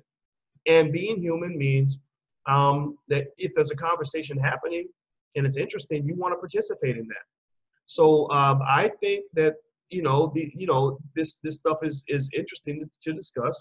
While it might seem petty and insignificant, if it was super petty, you would be listening, right? So let's just be clear about that. But then the other thing too is that as petty as you can say that I might be, which I am, I know sometimes I can be a petty motherfucker. I will say this: there's not a single person I can think of who I've ever had a disagreement with that I wouldn't talk to on the phone. I can't think of anybody like that. If they hit me up and send me a message, if Umar, for example, y'all know I'm not super cool with Umar, I'm not gonna lie. If Umar hit me up and said, "Hey man, we need to talk," I'd be like, "Absolutely, let's talk." And we talk, you know, and I wouldn't be difficult. I wouldn't be like, "Oh, what's wrong with you? You're a horrible person." Now somebody says, "Why are you calling people trolls who follow you and simply want transparency?" Those aren't trolls. Those are people who follow me and want transparency. I'm talking about the people who come in and say, they won't even really make say anything logical. They'll say, "You a scam artist," or "Charles Wu own you." You know, like just ignorant stuff. Like I'm not a rapper. I'm not a battle rapper, so I'm not gonna get into no ignorant stuff. But if you have a legitimate question, I mean, shoot, the Thought Crimes interview last night was really interesting. I liked them because they actually were like, "We just want to know. We want to ask some questions and have you break some things down." And I saw it as an opportunity to explain business. People who don't understand business, who don't value marketing, can't really even fathom any of it. But people who can understand that kind of stuff, who built a business before, who've made hiring decisions before, have a deeper understanding of it, that you have to make tough choices sometimes when it comes to feeding the people that you care about. If I'm trying to take care of these Black people that work with me, the buck stops with me. I have to make sure that their babies can eat. I have to make sure that I keep my promise to them. And I do, even, I encourage you, if you follow, if you hang out and follow Yvette Carnell, which I mean, if you're into that type of stuff, then she's actually very bright, because that's why I hired her, because she's smart. And you ask her, like, okay, you might say Boyce didn't pay you as much as you wanted to get paid, but did Boyce ever like make promises and break them? I would assume she would say no. Did Boyce follow through on stuff that he said he's going to do? She would probably say yeah. Most people who worked with me will say that, and I'm very proud of that. But to keep those commitments, you got to be tough. You got to be tough, and you got to keep moving forward. So at the end of the day, whatever your cleansing process is, to get the nonsense, processed properly so you can move forward, you got to have your cleansing process. You cannot let the people that hate you define where your energy is going to go. And if you're going to put energy into it, you have to use it in a way that is going to benefit what you're trying to do. So CP says that I'm self-justifying. See, now that's a troll, right? That's a troll comment, because there's no logic behind it, no facts, no analysis. It's just, stop self-justifying. You're a hater. You're a scammer. Okay, whatever. Now let me see here. Khalid says skin doesn't make you my brother or sister. That's really true. What I've actually heard a lot from are from people who have said, that this, they've actually literally said, like, this is one of the reasons why it's tough to do business with mainly Black people, is that you have so many Black people who love attacking other Black people, who will be harder on other Black people than they would ever be on a white person. But at the same time, that won't ever cause me to lose faith in the Black community, because this is also the community where I have people that love us, and again, and going back to, somebody asked me if I push Charles out. If you go to the Digital Underground right now, you'll find Charles is in there. And what happened was, we asked the people that were in there. We said, the people that matter the most are the people who put their money where their mouth is, who are actually supporting what we're doing, who are a part of what we're doing. It's easy to destroy something when you're not supporting it, because you don't care, right? But people who actually support were the ones where we were like, well, we really care about what you guys think. We want to know, like, tell us, like, what can we do? How do you feel? And basically we took a vote, and they were like, all we care about is making money. We know Asians don't like Black people, but Charles actually isn't. I wouldn't put him in that category though. But as a community, I don't think the Asian community cares much what happens in the Black community. I don't think the Latino community cares what happens in the Asian community. I don't think the Jewish community cares what happens in the Latino community. People take care of their own. And so my argument had always been that if I meet a person who's not Black, and they can teach me something that can help me to do something good for Black people, then that's a person I want to talk to. Because, one of the weaknesses, one of the reasons that we fall behind, and I'm just going to tell you all the truth on this, one of the reasons we fall behind is because we're too damn emotional. We're too caught up in whether or not somebody likes us, or whether they pretend to like us. They don't even really like you. Like the Hillary Clintons and the white liberals and all that, they don't really actually like you. They don't even really like to tolerate you, but they know how to say things in a way that's politically correct. I'm not politically correct. Charles ain't politically correct. All I know is that when it came time for him to do a job I needed him to do, he did it well, and he didn't care what I thought about him as an Asian or as a human being. We just don't do that. We're about getting the results, getting the job done. And really, if you think about it, most of us, a lot of people listening right now, probably work for a white person or a white company where you don't really like them very much, or you could probably say things about them that would be pretty horrible if I was to really ask you, what do you think about your boss? But the question is, if your boss found out what you think about him right now, if he, trolled you, spotted you on the web and said, I heard you saying that You called me a boy, and I'm not a boy, I'm a man, and that's bad. I need you out of here, right? Would that make sense for him from a business standpoint? Should he fire you? I mean, maybe he should. Maybe because you saying that you don't like your boss shows that you might undermine him or you might hurt him. That's a fair statement. But a lot of you would say, no, I shouldn't be fired because I'm an engineer and I'm a good engineer. So what I said about him in the privacy of my home or on my YouTube channel, what does that have to do with him? Right? Now, again, that's a complex argument, right? Because maybe you hurt his brand or something like that. But then again, at the end of the day, it comes down to, whether or not he's able to look past love and whether you like him or not and focus on getting results. And so in business, I don't really, and this is just more than about Charles, it's about anybody. I do business with different people, some of them black, where I think to myself, I say, I don't even think this guy likes me. He doesn't like me at all. And he will probably screw me the first chance he got. But right now we have this common interest, this common goal we're trying to accomplish, and I'm going to work with this person on this common objective. Now, is that the right way to go? It could be the wrong way if you really believe the person is going to try to harm you. But if you're just worried about feelings and, that nigga disrespected me, I think that's not where I can go. I can't go there. I don't carry I carry my emotions around, but I apply them strategically to things that matter, right? So like today, I applied my emotion to talk about, people like Michael Harriot, who writes, these people who write these $200 articles at the Root. I applied that emotion because I specifically don't like the idea of enslaved black people who work for white people attacking black people who are building a business that black people support and are a part of, right? That's educating black people.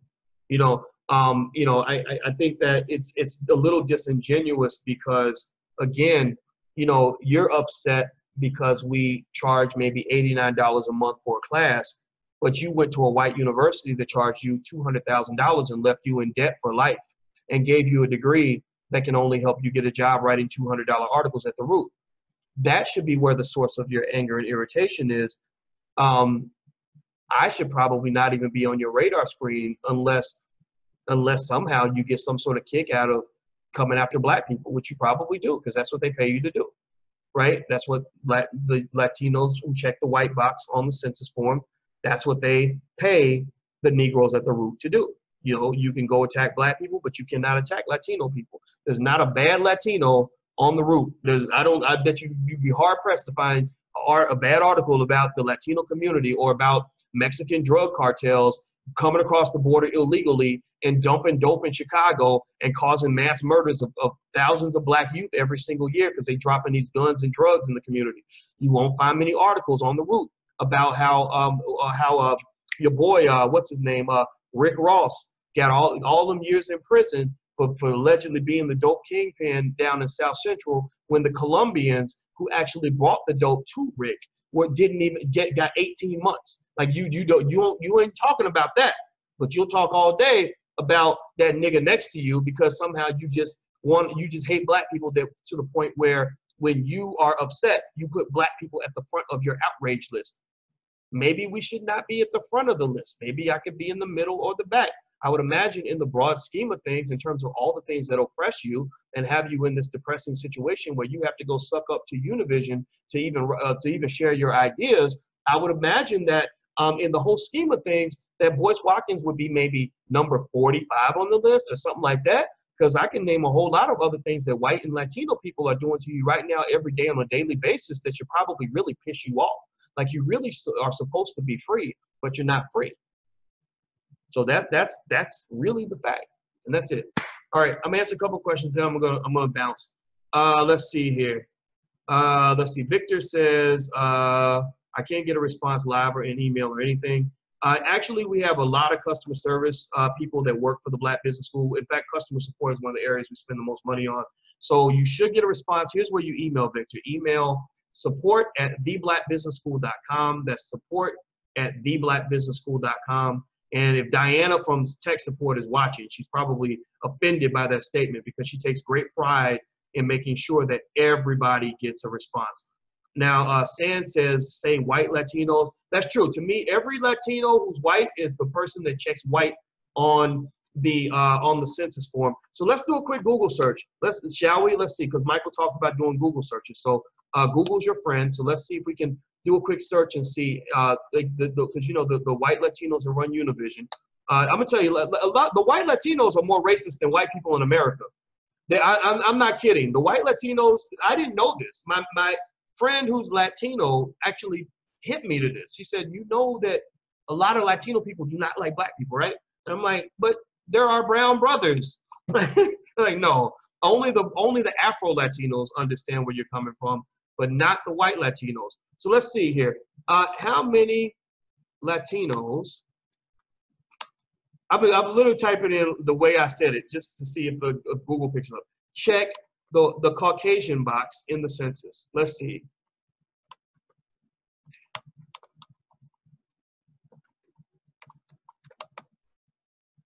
And this will tell us if Michael Harriot writes for our brown brothers or if he writes for white people.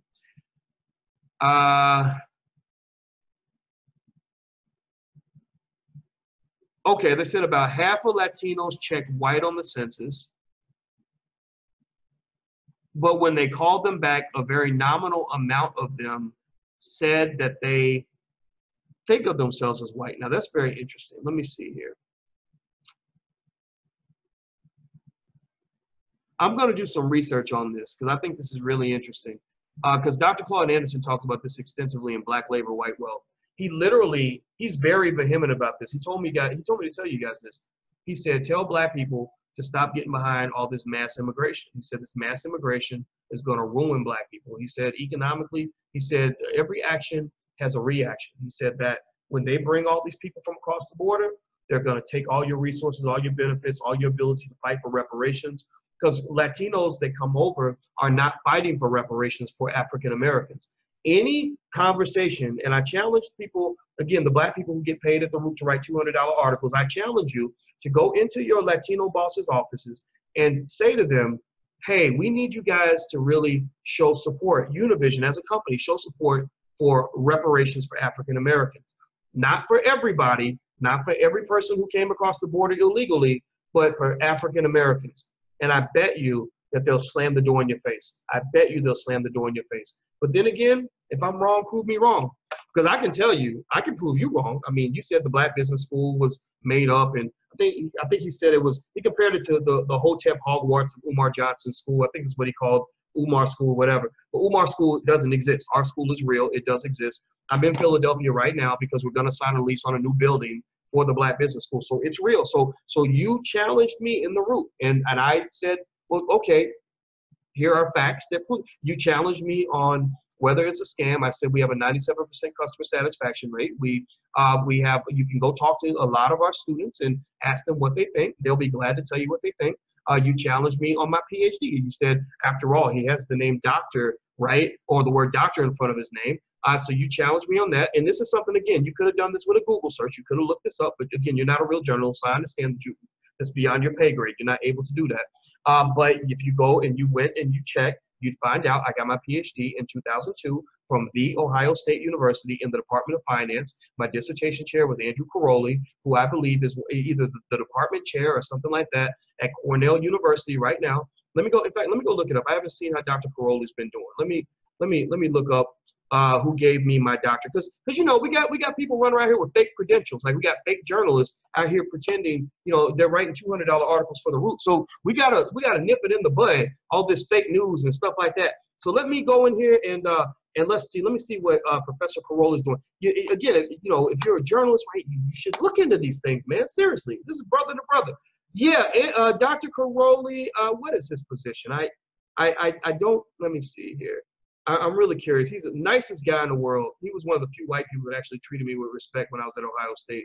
So I will always love this guy. I mean, I don't care. One of my favorite white people ever. Let me see. Oh, he's the professor of finance and global business at the Johnson School of Management at Cornell University. He holds the alumni chair in asset management at Cornell University's Johnson Graduate School. I'm very proud of him. He's such a great scholar. In fact, all this stuff that's going on right now with the economy, with the market crash, Dr. Caroli is a person that could give tremendous insight, because one of his areas of specialization is what they call global contagion. And that's how a market downturn in one country can actually affect another country. So let me see if I can. I want to share my screen, but I can't. And I clicked on the link, and the link didn't open up. Come on, give me. Come on, Google. What are you doing? I mean, because I'm talking about him, so I might as well show you guys what he looks like and who he is. Okay, here we go. So here is my dissertation chair, Dr. Andrew Caroli.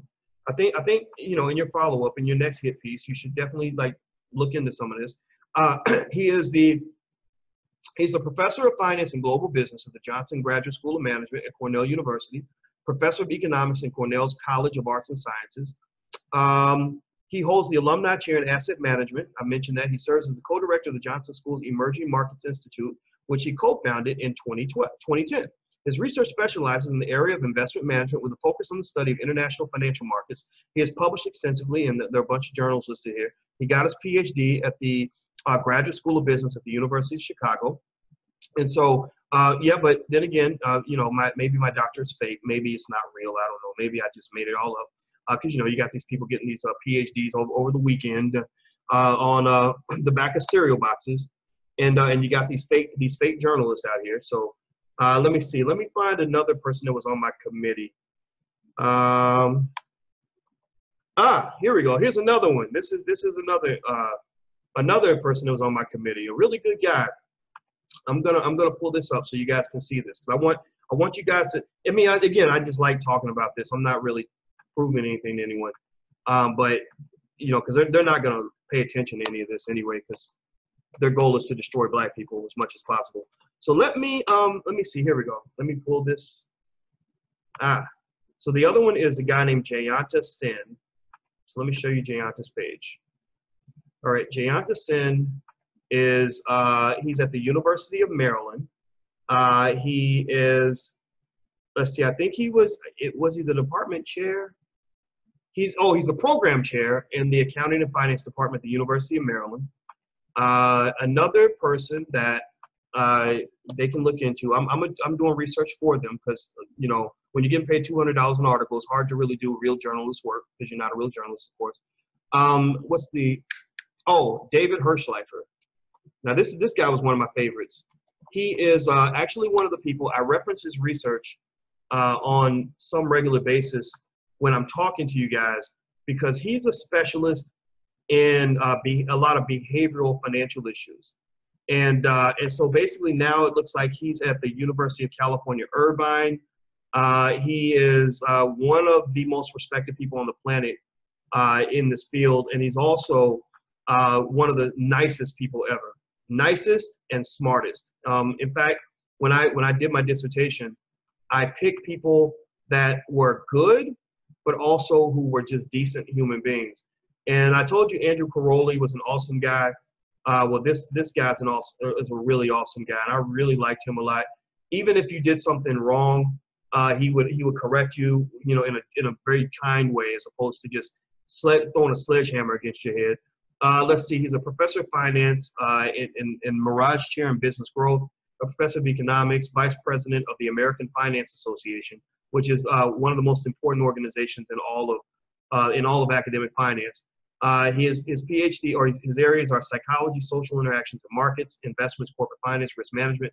He studied also at the University of Chicago, and he's published more papers than could ever be put onto one screen. So that's my background. In case anybody wants to know, in case anybody asks you on the street, and they say, you know, that guy Boyce Watkins, I heard his PhD is fake. You can say, no, actually it's not. You can show them this video, and that's it. You know, so petty hour is gonna end. I appreciate you guys indulging me as I just, you know, kind of really enjoyed this article in the Root. Alicia says, throw that shade. I'm not trying to throw shade. I apologize. You know, I'm being shady right now, ain't I? I'm being shady. But, you know, it's like, well, I mean, why are you going to get mad at me for throwing shade when your punk ass built the tree? You built the tree. I didn't throw the shade. You live in the shade. You're under the shade. The white people who own you at Univision, the white Latino people who own you at Univision, they are your shade tree. They're the ones who make you look silly coming out here attacking black folks. I would actually have more respect. I had more respect when I was being, when I would get criticized. If it, if it came from Atlanta Black Star, or even when Thought Crimes, that podcast, when they came at me, I have more respect for that, because at least these are black businesses. At least these are black people that own their own stuff. When you're being paid by a publication that pretends to cater to black people when they're owned by white Latinos, it really makes you look weird and weirdly like hyper hypocritical, not hypocritical, but hypercritical, hyper hypocritical, or hypercritical. That's literally like hypercritical. Now, why did I say that term? Because you're being hypercritical and you're being hypocritical and you're being hyper hypocritical. It makes you look crazy, because you're sitting here, you're clowning this idea that I hired one Asian guy and I was the boss. You're clowning the fact that I hired one Asian guy and you're owned by white people. Like, I mean, which is worse? That, I apologize. I hired somebody who wasn't black. I don't know what to say. I know you guys are disappointed, but it happened. What's worse, to hire somebody who's not black or to work for somebody who's not black? Which is worse? Which puts you in a more vulnerable position? Which makes you the greater slave? That you're the boss and you have to apologize for hiring somebody who's not black, or that you're the employee writing $200 articles for the Root and you have to explain why all your bosses are not black, why you have more than one boss and all of them are not black people. Like, at least come at me with something that I can respect. I can tell you what, like, I can respect Umar Johnson more because Umar is at least a brilliant orator. Umar at least is a guy who knows a lot of stuff, that he does know a lot of facts. Umar had one of the greatest Breakfast Club interviews of all time. He deserved it because that man can speak. Umar was in every movie Umar and I have been in together. Umar always did better in the movie than I did. He is a naturally born movie star. I respect him more than I respect the people at the Root, because you're an employee coming at a boss. Seriously. And all you know how to do is throw rocks. You ain't never built nothing. You ain't never created a job for a black person. All you know how to do is beg for a job, and it ain't even a good job. So at least, fight with somebody that's at your pay grade. Like, go fight with somebody who writes articles for BET or something. Like go fight with another person who went to a white university so they can give them a $200,000 degree that train them to go write $150, $200 articles. Like, go fight with somebody like that. Because you're not gonna fight with nobody that's got no real power. You're not gonna really fight, because I got power. Like, I'm not scared of you. Like, I got distribution too, and it's mine. You won't fight with your Latino bosses. You won't fight with white establishments in the Democratic Party, because they know how to check you. They know how to keep you in your place, boy. That's it. So I fight men. I'm not really fighting. I'm just laughing. But it's great though. I mean, I appreciate. Thank you for the publicity. Those who read the article, I'm sure, hopefully, if the smart ones, the ones that we want to be affiliated with, will say, man, this guy Boyce Watkins, this school, it seems like it's a scam. It seems crazy, but I'm gonna go in here and see for myself. Let me go to theblackbusinessschool.com. Let me go in here and see. If people do that, all I ever ask for is a fair shake. Just come look. Come join. Everybody in here, skeptical or not, you're welcome to join the Black Business School for free today. theblackbusinessschool.com. I want you to come in. I want you to see when we have our Black Wealth conversations. I want you to look at all the other faculty who, poor things, they got to deal with the fact that I'm one of the most visible members of the school, and so therefore they, I imagine some people don't like the fact that I'm so honest and outspoken, but I don't care. I'll get in your face. But I want you to just see what's there. I want you to check out Attorney Tanya Nebo, who teaches on how to buy a franchise, and I want you to ask their students, interview those students, and say, has this helped you? Did this help you get closer to achieving your dream of being a true boss and owning a franchise? I want you to go talk to Dr. Venetia Dutra, who has a doctorate in finance, one of the few Black women on earth to have this credential. And I want you to, ask her, like, is your PhD fake? Are you running a Hotep Hogwarts? That's what he calls it a Hotep Hogwarts. They love making fun of the conscious community. And the danger of that is that when you push Black people to disavow the efforts in the community to build something that's independent, all they can do is go back and beg white people for opportunities like you. Is that what you want to do? Instead of burning down the house that Black people build because it's not perfect, why don't you help Black people build a better house? I know you don't know how to build, but we can teach you. We can show you how to build a house so that you're not allowing the fact that you're needing the money and going to beg the root to write hit pieces so you can attack Black people, and you'll be in a position where you're truly empowered, where you're a Black man really making money. You're a Black man that really has his own platform. You're a Black man that really can make his own moves. That's what I want for you. That's what I want for all Black men. Because I hate that. I hate getting attacked by brothers, who see me and they like, man, that nigga, he think he all that. I'm like, no, I don't think I'm all that. I'm just a little nerdy Black dude trying to get away from white people like you. Now that motherfucker, he does. Man, just talk to me, dude. Like, seriously, I want to help you. I have helped so many Black men in my life. It's ridiculous. I don't mind adding another one to the list. Talk to me. Like, but that's not the way the world works. I know that. And I'm probably fantasizing here. I'm hoping that we can one day have a world where Black people will at least want to communicate before we want to attack. That's it. Because most people who know me will tell you that I'm a nice person, that I'm not really, because I'm not in this trying to hurt nobody. like I'm just in it because I'm like, we got to do something. And I would be sitting there thinking, well, I ain't really got the money to build nothing, but I know some stuff. So I'm going to go in here and try, and I'm going to try to keep love in my heart as I do it. And that's all I do every morning. That's what keeps me going.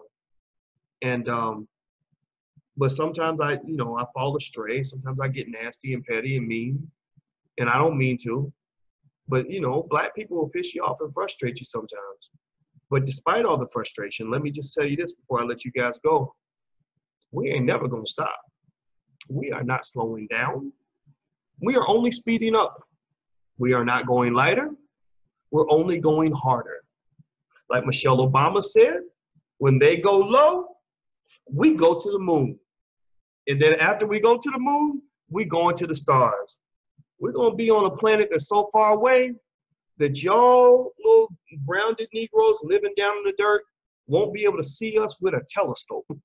So straight up, point blank period, just understand the train is moving whether you get on the train or not. And I'm going to tell you what, they'll tell you this right now, partner. We're educating Black people who are going to have Black children, who are going to have power that your children will never understand. And one day, you know what? We're so strong that those kids won't even see your kids as an enemy or as a threat. They're going to offer your kids a job.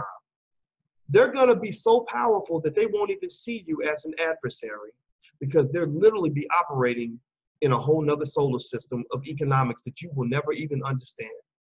So keep on writing your $200 articles at the root. Write another one about me. Maybe you'll write another one about this video. I invite you to do that. Because at the end of the day, strong Black people are moving forward. Period. You guys have a good day. I'm out of here. I will talk to you all soon. I love you all very much. And next time I come back, I will increase my maturity level by about 15 years because I know that I got a little funky with that. But that's just, forget I'm human. So it's all in fun. Talk to you guys soon. Have a great day. Peace.